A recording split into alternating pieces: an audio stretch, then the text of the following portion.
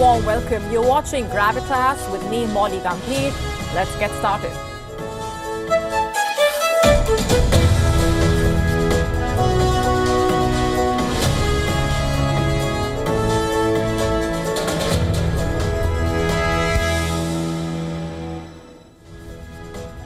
Will Israel attack Iran's nuclear sites? How will Israel retaliate after Iran's missile attack? What would that mean for the region? Where does the US stand on all of this?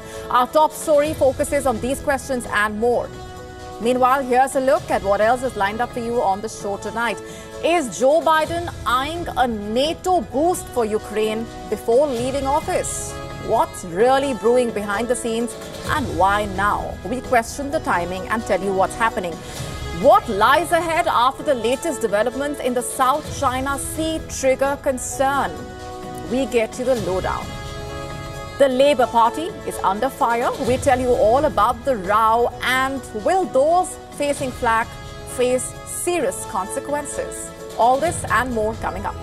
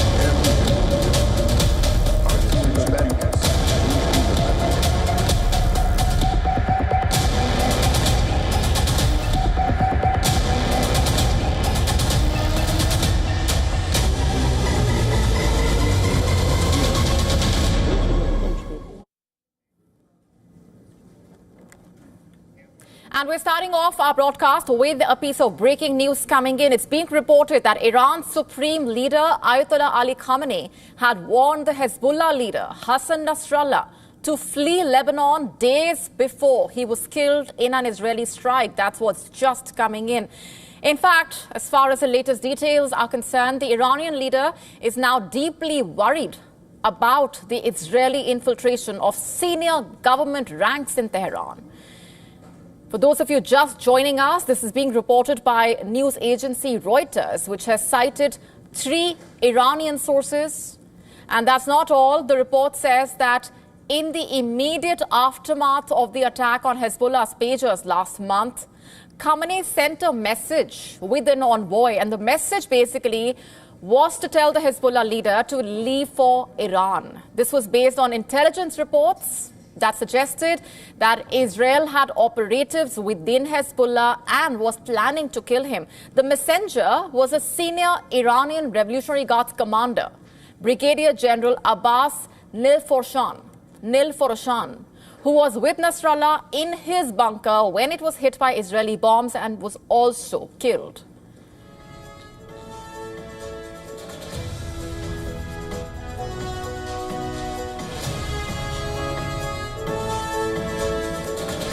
All right, to unravel what this really means and for further perspectives, with me on the broadcast is Nadine Majzoub, senior journalist with us on the broadcast from Beirut.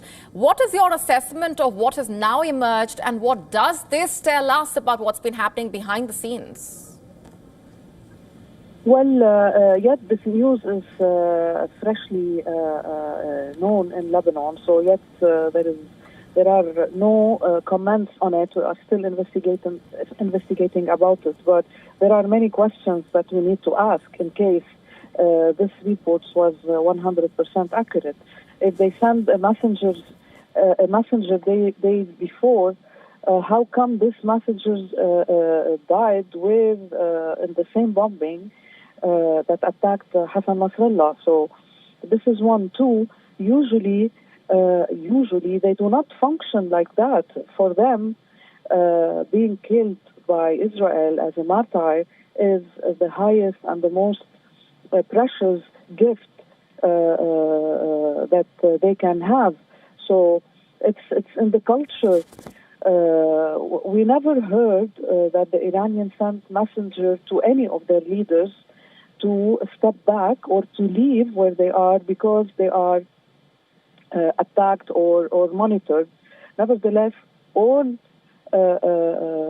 leaders related to Khamenei are monitored on a daily basis. Yani, we don't need a war, a direct war with Israel to be monitored. They are all monitored every day, anytime, and they can be attacked at any time.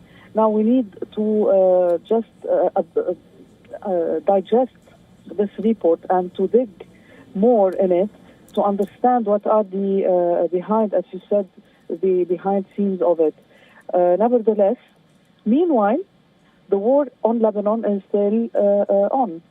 The ground invasion is happening now while talking, and there are fights between Hezbollah and the Israeli in south of Lebanon, and there are airstrikes all day. Many airstrikes happened in the south and in Beirut suburbs. So that's it. We in Lebanon, we are not able to understand really what is going on, except of the damage we are suffering from this war. We are really damaged with the displaced that they are. The number now is increasing. There are more than 1 million. We don't have an accurate number yet. Some of the villages in the south, they were alerted to leave their homes. Some of the families are still stuck in their villages in South Lebanon. So it's a total chaos and a total war, total attack.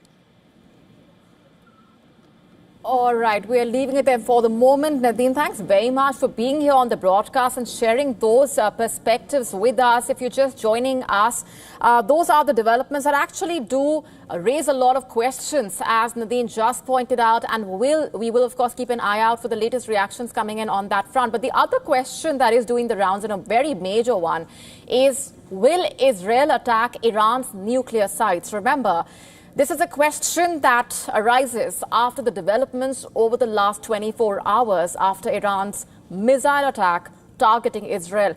Could Israel dare to attack Iran's nuclear sites and take such an extreme step? Now, at any other time, it would be hard to accept that it actually could. But the thing is, that's not the Israel of today. The Israel of today is led by a belligerent Prime Minister, Benjamin Netanyahu. That is what his critics are calling him, belligerent. In fact, just a few hours ago, Israel has declared the UN Secretary General Antonio Guterres as persona non grata and barred him from entering the country over what they call his failure to unequivocally condemn Iran's missile attack on Israel. So Israel is clearly going all out. Let's just take a step back here. What does the bigger picture look like right now? Israel and Iran have never been closer to opening up a new and far more dangerous front in the conflict that has engulfed West Asia after Iran's missile attack last night. Israeli officials are staring down an all-out regional war. On Tuesday, Iran fired nearly 200 missiles into Israel, and in response, Israel has vowed retaliation at a place and time decided by them. Israeli officials are reportedly preparing to launch a significant retaliation. The question is, what will the revenge look like? As of now, it's hard to tell, but reports today do say that Iran's oil facilities could likely be targeted. Taking out Iran's air defense systems could be another possibility. Others say that targeted assassinations of key figures could be Israel's response. The Israeli response could include airstrikes from fighter jets as well as secret operations similar to the one that killed Hamas leader Ismail Haniyeh in Tehran over 2 months ago. But there is a fourth option for Israel, the thought of which has everyone on the edge of their seats. It's the possibility of Israel striking Iran's nuclear sites. Although Israel has historically targeted Iran's nuclear program through relatively limited sabotage, through cyber attacks, assassinations of scientists. Now, Israel may see this as an opportunity to target Iran's nuclear facilities directly. You see, aside from the fact that Israel has long seen Iran's nuclear program as an existential threat, when tensions came to a head last between Israel and Iran in the month of April this year, Israel, remember, carried out a strike on Iran's military site located in close proximity to the Isfahan Nuclear Technology Center. It hosts nuclear research reactors, a uranium conversion plant, and a fuel production plant, among other facilities. Although Israel's attack did not target Iran's nuclear facilities directly, reports suggested that Israel was considering such attacks. And what does that tell you?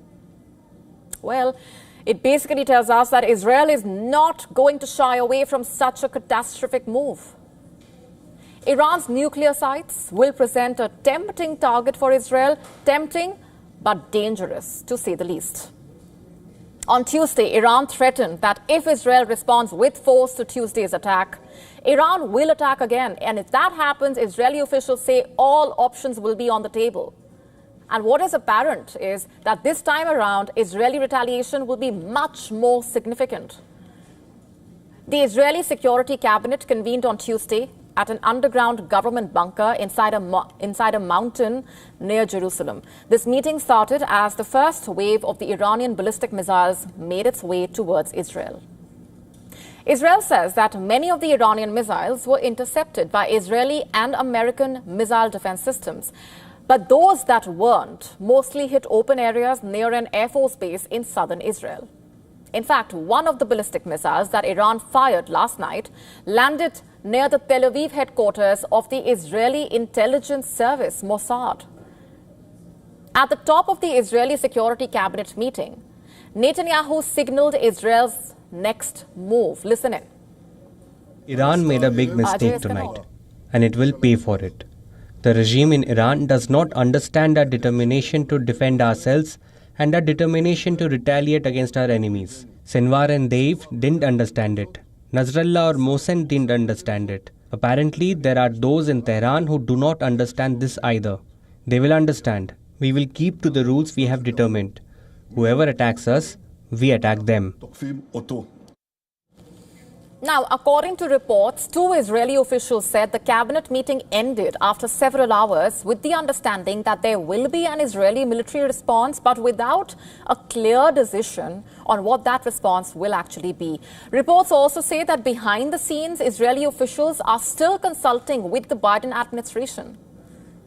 Israel is widely expected to respond on its own, but wants to coordinate its plans with the United States because of the strategic implications of the situation.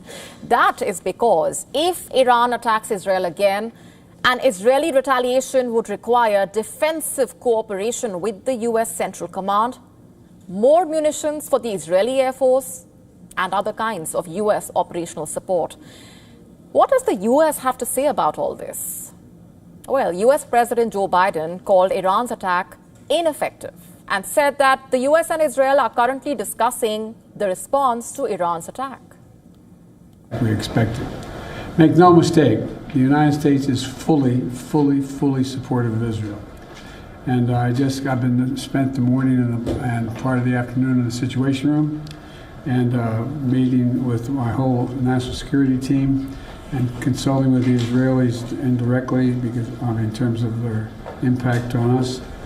And the national security team has been, as I said, in constant contact with Israeli officials and their counterparts. Right now, we've got to get all the data straight. We've been in constant contact with the Israeli government and our counterparts, and that remains to be seen.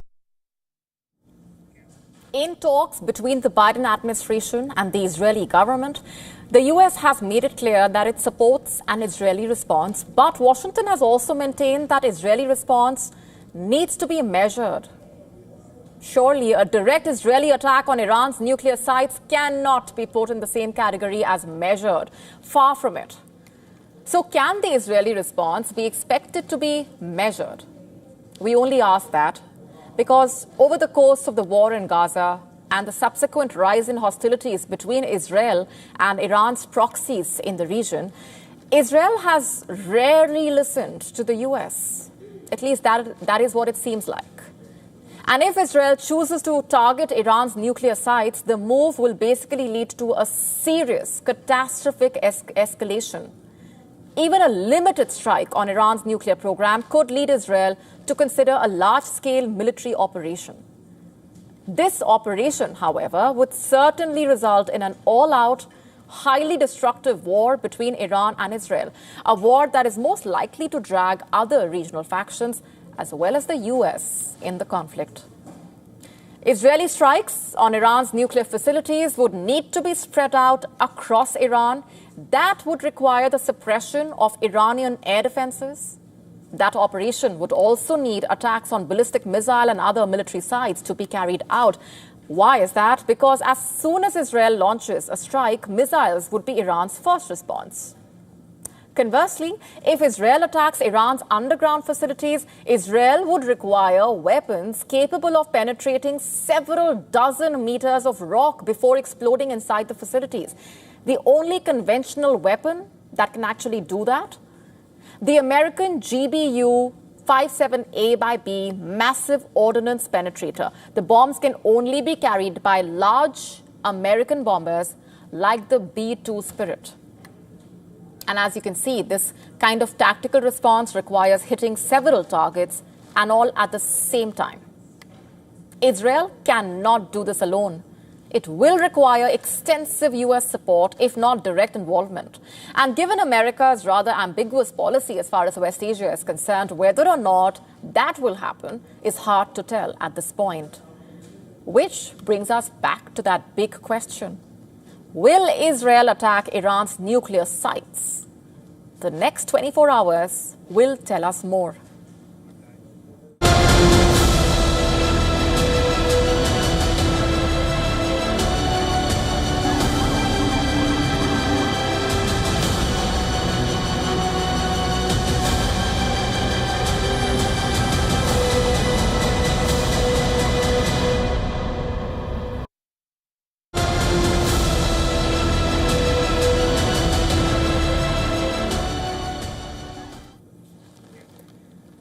And let's now shift our focus to the South China Sea. China's recent maneuvers in these waters, particularly around the Half Moon Shoal, a potential military base, have raised serious concerns about Beijing's growing assertiveness and military ambitions.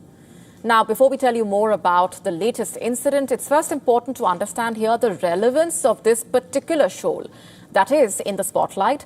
The Half Moon Shoal, or Hasa Hasa Shoal as the Philippines calls it, is located about 60 nautical miles or around 110 kilometers off the coast of Philippines' largest province, Palawan. On paper, the shoal might seem like just another point on the map, but make no mistake here, this atoll is rapidly becoming a critical flashpoint. For years, it has been a contentious spot between China and the Philippines.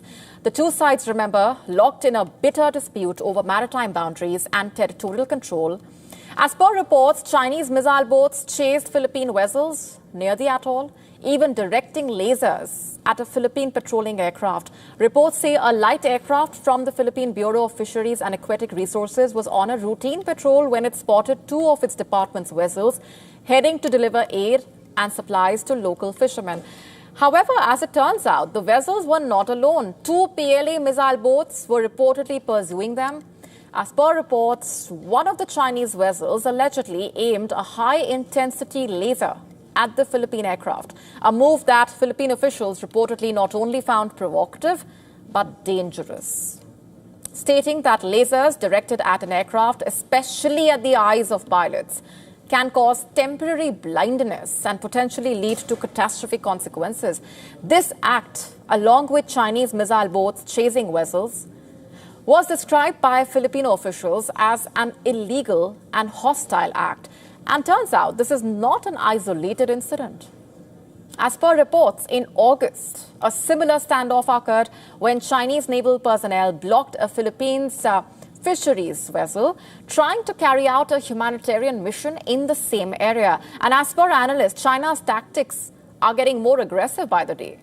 And it's becoming increasingly clear that they are willing to push the boundaries to assert their control over these disputed waters, adding that Beijing's strategy is part of a broader pattern. You see, for years now, China has employed what some call grey zone tactics, basically actions that fall short of outright war, but are clearly meant to intimidate and try and assert dominance. Water cannons, laser beams, missile boats, all are part of this playbook, designed to basically press territorial claims without provoking full-scale conflict. But here's the thing, these tactics are not only aggressive, but illegal. An international tribunal back in 2016 already ruled that China's claims over most of the South China Sea had no legal basis, a verdict Beijing conveniently seems to be ignoring time and again. So what really is China's end game here? Why the sudden increase in aggression, especially in the Half-Moon Shoal? Analysts have suggested that Beijing may be eyeing this area for something far more strategic, a potential military outpost. As per reports, the geographical layout of the Half-Moon Shoal makes it ideal for the construction of an airfield. According to an analyst, the rectangular atoll is long enough to support such a construction, and that is where the danger lies. As per experts, if China establishes a military base here, it wouldn't just shift the balance of power in the South China Sea, it would basically further cement Beijing's control over a region already under immense strain from its territorial ambitions. And let's not forget that Half-Moon Shoal is also strategically located near the Second Thomas Shoal that reportedly has a vast amount of untapped oil and gas reserves. And experts say that China's actions are a calculated move to escalate tensions, testing the resolve of both the Philippines and its allies. Adding that it's a part of a trend where similar provocations are happening in the Taiwan Strait and Malaysia's exclusive economic zone, part of a broader strategy to assert Beijing's dominance across the region. But you see, the story does not end there. Let's just zoom out and look at the broader geopolitical picture here. Just this week, China conducted its own naval drills in the South China Sea. This show of force came hot on the heels of joint naval exercises between the US, the Philippines, Australia, Japan, and New Zealand. Tensions were already sky high, but with both sides flexing their military muscles, the region is inching ever closer to a potential conflict. And at this moment, it all seems to be a high-stakes chess game with both sides making moves and counter-moves, but at risk here is the stability of an entire region. Every new move, every naval drill, every blockade brings everything one step closer to a tipping point.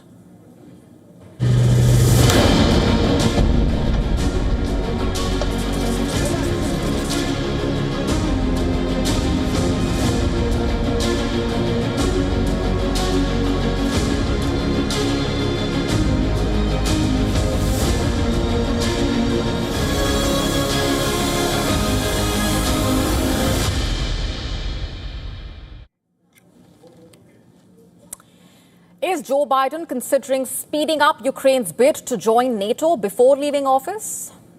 As Ukraine expresses frustration over the uncertainty in the US over whether Kiev can actually use Western missiles, and as its troops continue to suffer losses on the battlefield with Russian forces making relentless advances, is the NATO membership for Ukraine the only viable strategy?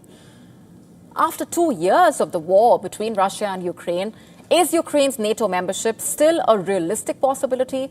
I'm asking that question because according to a report in the Financial Times, Western officials are suggesting that US President Joe Biden may be willing to expedite Ukraine's application for NATO membership before he leaves office in January 2025.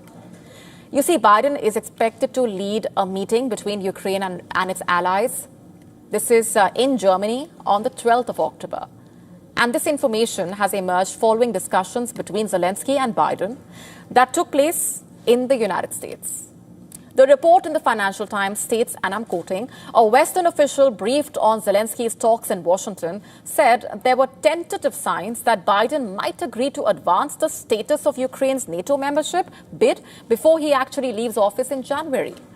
Although the specifics of this advancement are not quite clear, if this development is indeed true, it would be huge. You see, while the US publicly supports Ukraine's NATO membership, it has so far resisted active steps to bring Ukraine closer, such as inviting Ukraine to join the alliance. Remember, the NATO membership remains a key goal for Ukraine, but very few of the military alliance's 32 members actually believe that it is possible. That is without a full lasting ceasefire and a clear line on the map defining how much of Ukraine's territory is covered by NATO's mutual defense clause. Some within the White House have reportedly even suggested the West German model of NATO membership for Ukraine. It lasted for over 3 decades before the fall of the Berlin Wall. As per reports, there is an acknowledgement of the fact that the current model of support for Ukraine is not working. And NATO cannot continue to support Ukraine forever. Before we go any further, what are NATO's requirements for membership? Let's just break this down for you. Candidates for NATO membership must meet 5 requirements. New members must uphold democracy, including tolerating diversity. Number 2, new members must be making progress towards a market economy. Thirdly, their military forces must be under firm civilian control. Number 4, they must be good neighbors and respect sovereignty outside their borders. Number 5, they must be working towards compatibility with the NATO forces. So what's really stopping Ukraine from joining the NATO, you ask? Russia has consistently opposed the idea of Ukraine joining the NATO. It basically fears that it would bring the NATO forces too close to its borders. However, in 2008, the NATO had said that Ukraine could eventually join. After Russia's invasion in 2022, Ukraine's President Volodymyr Zelensky asked for his country to be admitted as soon as possible.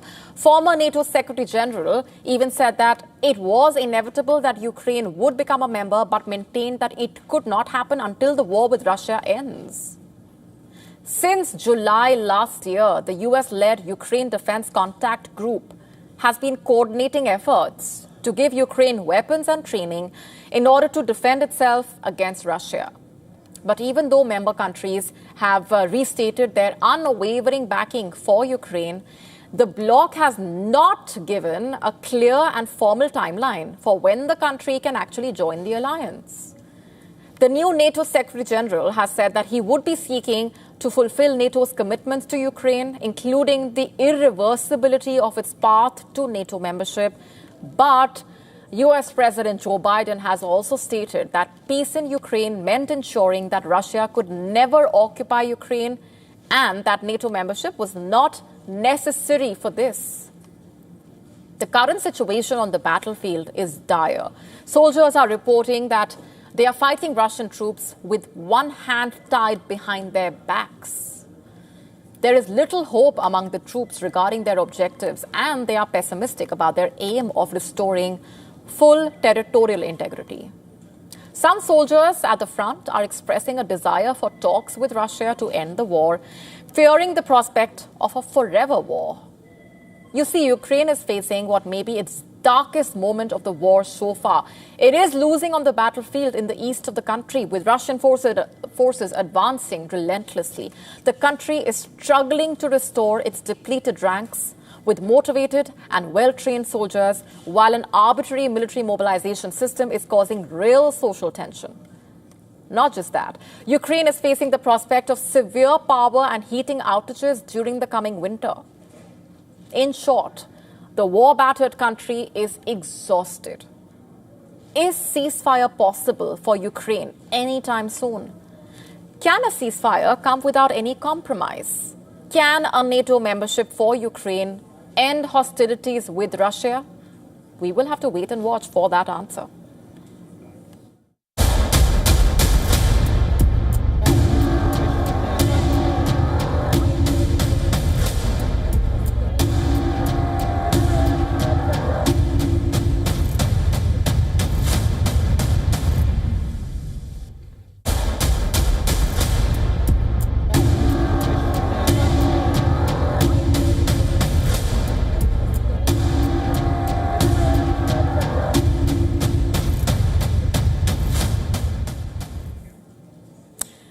Just 2 months ago, Bangladesh witnessed widespread protests that eventually led to the ouster of former Prime Minister Sheikh Hasina and ended the tenure of the Awami League.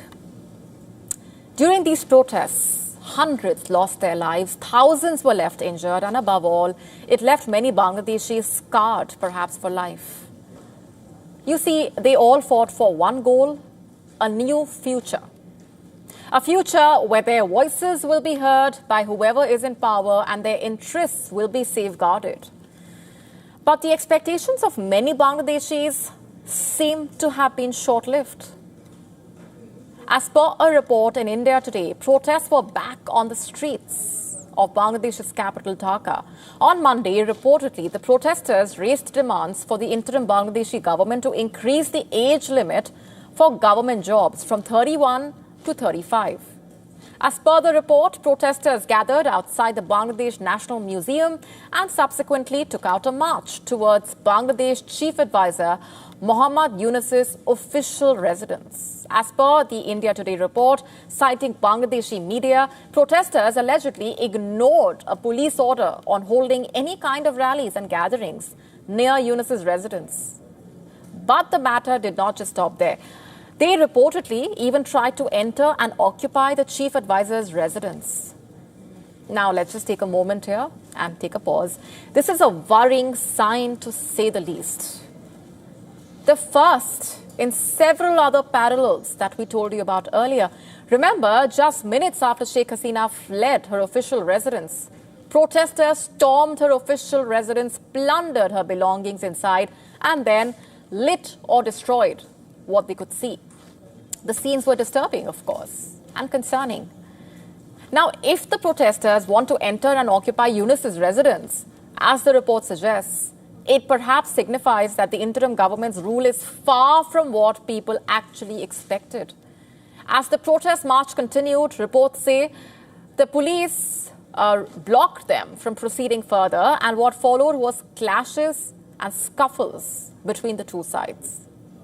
The police reportedly fired tear gas shells and rubber bullets towards the protesters.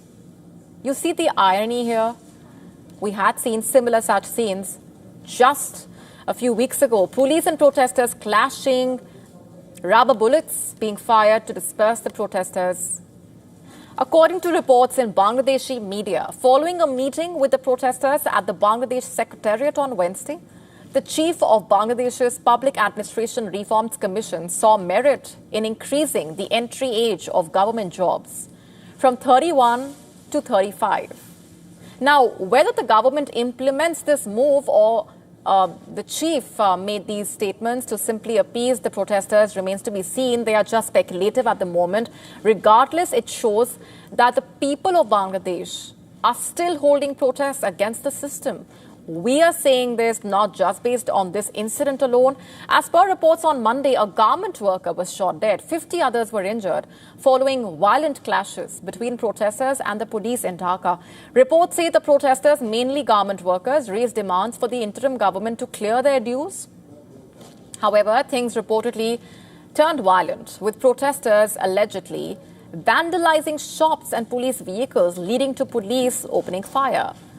And a day later, on Tuesday, garment workers could be seen blocking roads after the fatal clash and blocking traffic.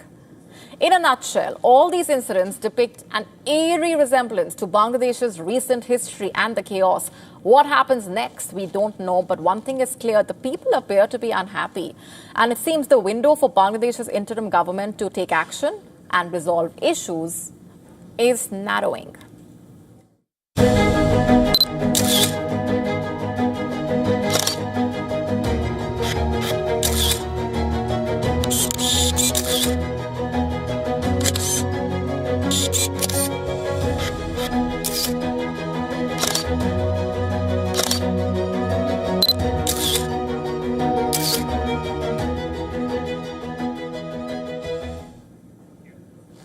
Time now for Gravitas Snapshot. Claudia Sheinbaum has been sworn as Mexico's first woman president. Who is she? What's her story? What changes has she promised to bring about? Why is this move historic? Our next report telling you.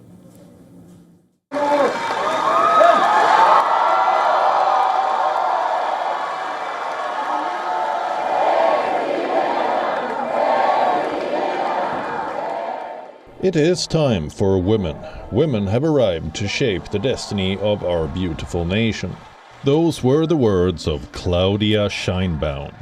Amid applause from the governing party's lawmakers, she has been sworn in as Mexico's first woman president. Making history, she took the oath of office and received the presidential sash in a boisterous ceremony in Mexico's Congress, which marks the start of her 6-year term. This is a landmark event in the country's political history. So, who is Claudia Sheinbaum? What's her story? This is how the 62-year-old scientist and former mayor of Mexico City described herself in her speech to the Mexican Congress. Soy madre. I am a mother, grandmother, scientist and woman of faith, and as of today, by the will of the people of Mexico, the constitutional president of the United Mexican States. Sheinbaum has a PhD in energy engineering and has previously served as head of government of Mexico City. This, by the way, is a position equivalent to that of a state governor between 2018 and 2023. The daughter of a chemical engineer, father, and a cell biologist mother, Sheinbaum is among the scientists who shared a 2007 Nobel Peace Prize for their report.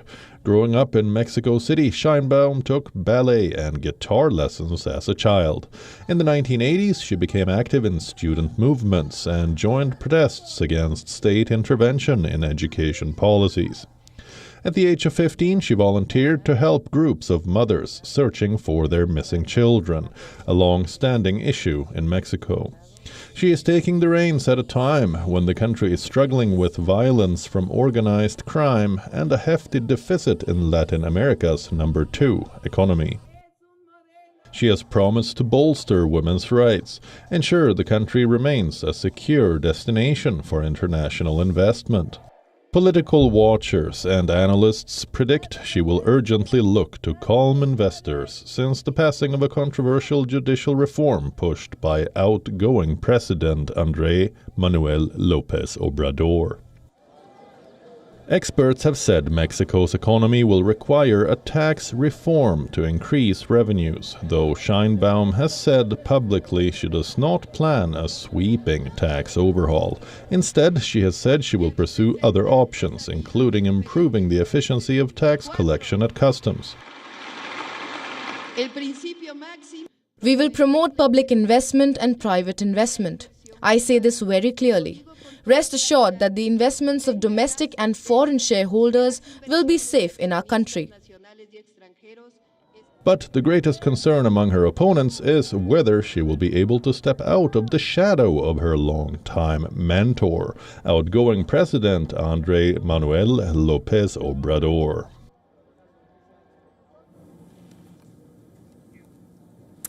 Shifting focus now to the UK. Christmas is not here yet, but Downing Street seems to have rung it in a bit early, as senior members of Britain's Labour Party have been showered with gifts. How much are they worth, you ask? A few £100? £1,000? Nope. They are worth £1 million, £1 million, as political donations from the gambling sector, allegedly. This story is about one of the biggest betting scandals to have plagued the UK. Let's tell you more. Rachel Reeves, who has served as the Chancellor of the Exchequer since July 2024, reportedly accepted 3 tickets for a musical last year from the Betting and Gambling Council. Additionally, reports say that she also received a whopping amount of £20,000 from gambling bosses as donations to fund her private office, allegedly. Now, the timing of these donations is also very significant, right before the general election on the 4th of July. And it's not just her. The business secretary, Jonathan Reynolds, also reportedly accepted a ticket worth £3,457 for the European Championship semi-final between England and Denmark to be held at Wembley, from a company that owns online betting companies that dabble with sports like horse races, football, etc.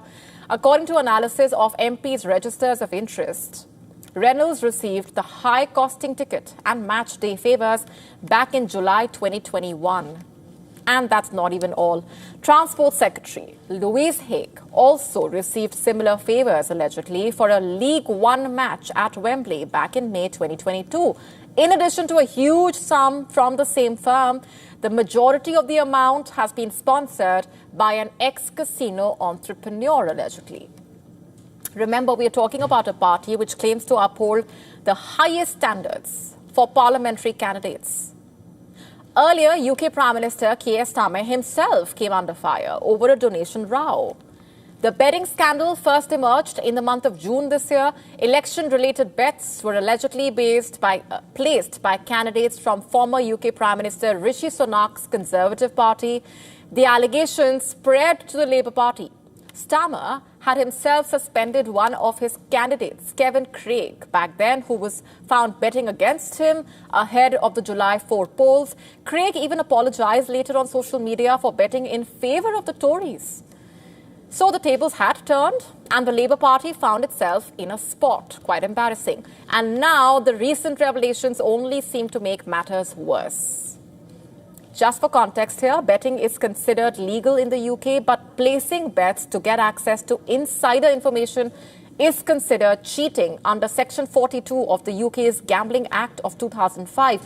And when it involves gambling, it escalates to being a serious offence and could even risk a jail term for those involved if it leads to prosecution. So are the Labour Party members looking at serious consequences? What happened to those stalled promises and claims made by the party ahead of the elections regarding Labour's commitment to reduce gambling-related harm and policy changes to support that? What lies ahead for the Labour Party? These are million-dollar questions, rather, should I say, million-pound questions. On to Pakistan now. It has delayed the bidding for its national airline, Pakistan International Airlines, to October 31. Initially set to take place this week, the auction was pushed back after bidders reportedly requested for more time to evaluate the terms and conditions. PIA, which has accumulated losses of over $3.6 billion in the last 2 decades, is part of the government's broader privatization plan aimed at raising funds to support the country's struggling economy. The sale is being closely watched, with 6 parties pre-qualified to bid, including major domestic aviation companies. The privatization of PIA is critical to Pakistan's economic reforms, remember. The government aims to sell a 51 to 100% stake in the loss-making airline. The move basically is part of an International Monetary Fund-backed program which mandates divesting unprofitable state-owned enterprises. PIA has been in financial distress for years now due to factors like overstaffing, debt servicing costs, underutilized routes. The government hopes to raise at least $300 million from the sale, which could be crucial for securing further IMF support. Now, despite multiple attempts to privatize PIA in the past, the sale has been postponed several times due to protests and legal hurdles. Now, this time, the process has gained momentum with backing from the Special Investment Facilitation Council, which includes Pakistan's military.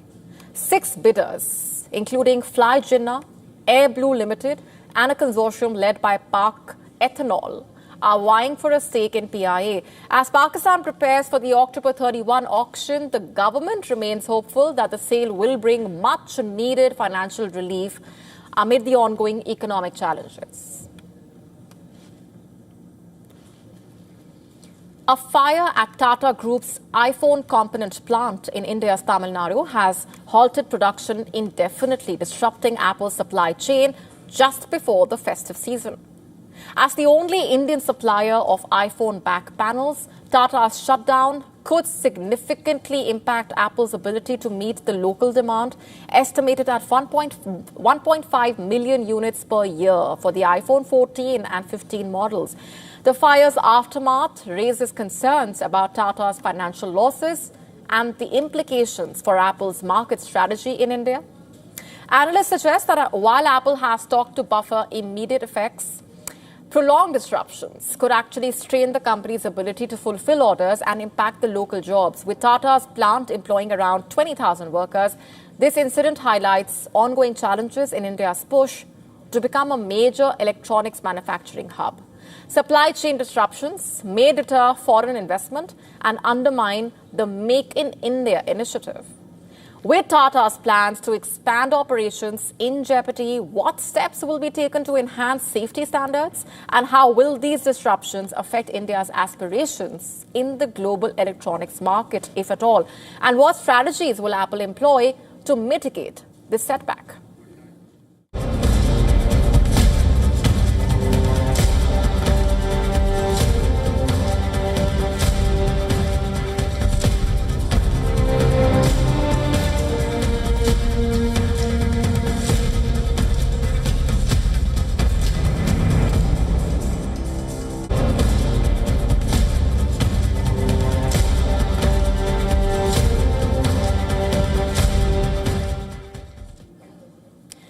New York City has a problem, a big one, that's been plaguing the city for decades now. Can you guess what we're talking about? Rats. Yes, you're hearing this correctly, rats. And this time, New York authorities are not reaching for poison or traps, but something rather unconventional. Birth control pills. Yes, the city is going after rats with contraceptives, hoping to cut down the number of rats roaming the streets and the subways by targeting their ability to reproduce. Reports say starting next year, New York City will introduce this new method in a limited area. Special traps with birth control pellets will be placed in locations where rats are known to thrive. Reports say the idea is simple. The rats eat the pellets, and over time, their birth rate drops. Reports also say the New York City Council approved this plan in hopes of curbing the seemingly endless rat problem. The product that will be used against rats is called Contrapest, developed by a company called Senestec. Now, how exactly does this work? According to Senestec, the plant-based pellets prevent rats from reproducing for 45 days after a single dose and basically slows down their population growth over time. The pellets are reportedly non-toxic. Reports say they work by inducing a sort of menopause in female rats and reducing sperm production in males. Over time, this drastically cuts down the population by as much as 95%, according to the company's research. As per reports, to keep track of its efficacy, the traps will be checked monthly. New York's rat population is estimated to be around 3 million, according to pest control experts, and it's been a problem that's only worsened in the age of social media. That's what reports are saying. Videos of rats running through the streets, climbing out of trash, or dragging pizza slices down subway steps have made the city's rat problem viral, even sparking a bizarre kind of rat-themed tourism. Yes, that's a thing.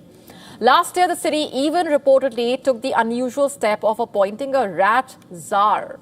But while New Yorkers are known for hating rats, there's also a section that has affection for them, like the infamous pizza rat, which became quite an internet sensation after being filmed dragging a slice of pizza down a subway staircase. Reports say city officials and PETA reportedly support the move for birth control pellets. So will this be the solution to New York's decades-old rat problem? Only time will tell. Next up, we serve you some consumer trends from the United States. Reports suggest that more Americans are finding comfort in grocery store aisles rather than spending their precious dollars eating out. Is elevated inflation to blame for the conservative spending? That's what our next report decodes. Have a look.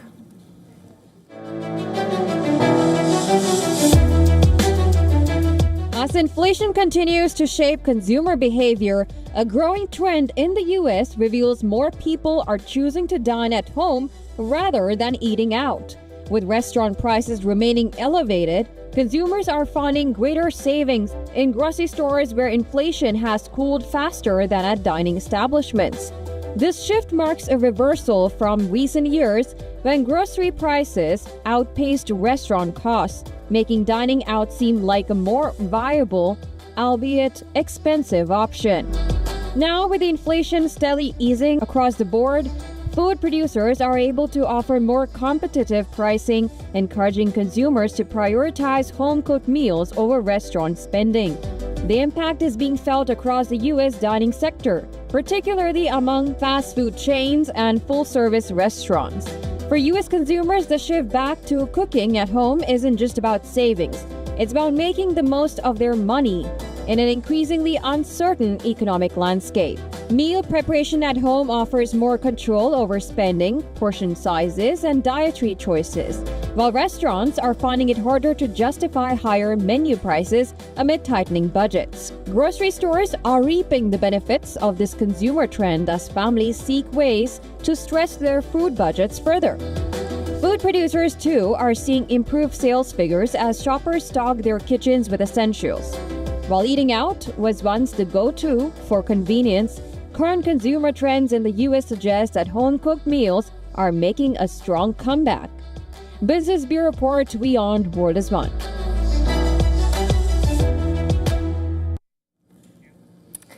And with that, it's a wrap on this edition of Gravitas Tonight. This is me, Molly Gambhir, signing off. Thanks very much for watching.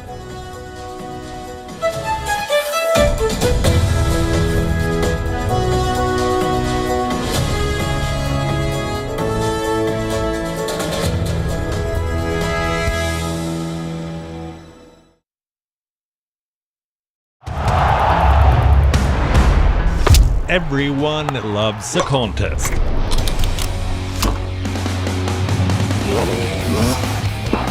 But sport isn't just about victory and defeat. When the GOATs in sport speak, you hear it first on WION. You have to play good cricket over a period of time. I actually pushed myself right out of the damn tournament. We go beyond the stats. Our stories are quoted the world over. At WION, sport is part of our DNA. Come, join us on this journey. Weekdays 6:30 PM IST, 1 PM GMT.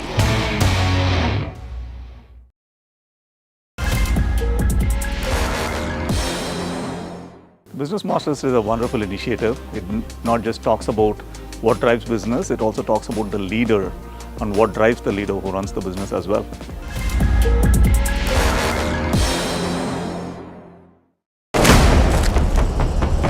Three men in Benin, including a former minister and the man in charge of President Patrice Talon's security, have been arrested on suspicion of plotting a coup. A group of disabled Kenyan women makes a living by sewing reusable sanitary pads. The money they earn by selling this environmentally friendly product means they don't have to go to the streets of Mombasa to beg. And a South African woman who could be the oldest living person in the world celebrates what is said to be her 118th birthday with a small party at her care home in a town just inland from Cape Town. That's this week on World of Africa at these times on WION. World is One. WION, India's global voice. The channel that brings you the biggest stories from across the world through India's lens. Now available in more than 190 countries worldwide. Because we believe that the world is one. Watch us in Africa, Europe, USA and Canada, South America, Asia Pacific, Middle East and North African regions. Also available on these digital platforms across the world. WION. World is One. Know more, understand better, think ahead. Hello and a very warm welcome. You are watching Gravitas with me, Molly Gambhir.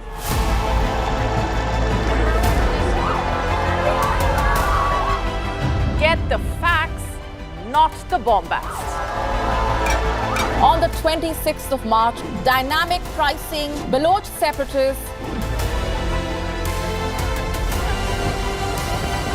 Gravitas cuts out the clutter. Gravitas keeps calm when others scream. Gravitas brings news to life.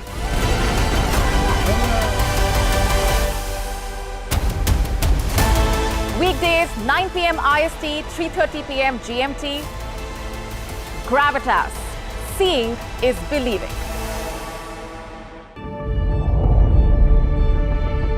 The Earth is sending distress signals. Wildfires, droughts, and melting glaciers. Can we reverse the damage? Explore the harrowing effects of climate change. It's a wake-up call. Global emergency.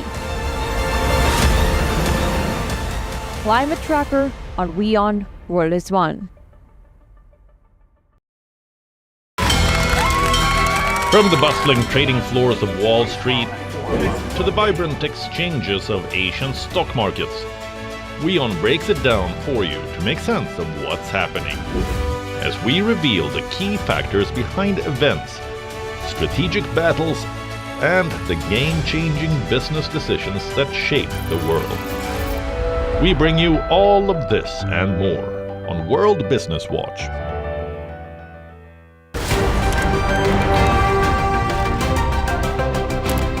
Ready to dive into your daily dose of news? Bringing you what's trending in the West and all that's setting trends in the East. And all of this served up with a side of insightful banter. We don't just bring you the latest stories. We bring you your talking points for the day. And while you do that, from the busy streets of New York, I will provide you with deeper insights on the developments through the course of the day in the U.S. And I will be here at the WION headquarters, getting you all the action from the universe of sport. All that you need to know about your favorite teams and players.